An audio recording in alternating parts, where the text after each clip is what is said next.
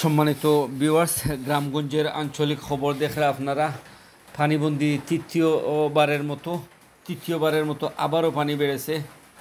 গতকাল বেশ প্রচণ্ড বজ্রবৃষ্টিপাত হয়েছে, হওয়ার জন্য আবারও পানি বেড়েছে। মানুষ পেটের দায়ে পানির মধ্যেও গাড়ি বের করেছে রুজি করার জন্য। এই যে দেখরা পাশে একজন বয়স্ক লোক হেঁটে যাচ্ছে, খরচের বোঝা খাদে নিয়ে পানির মধ্যেই হেঁটে যেতে হচ্ছে।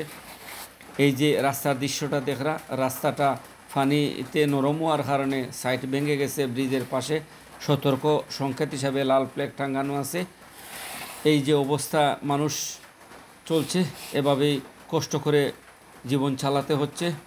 পানিবন্দি গোটা সিলেটবাসী এখনও গড় থেকে মানুষ বের হতে পারছে না। দিনমজুর মানুষেরা কষ্টের মধ্যে আছে, মধ্যবিত্তরা আরও কষ্টের মধ্যেই আছে।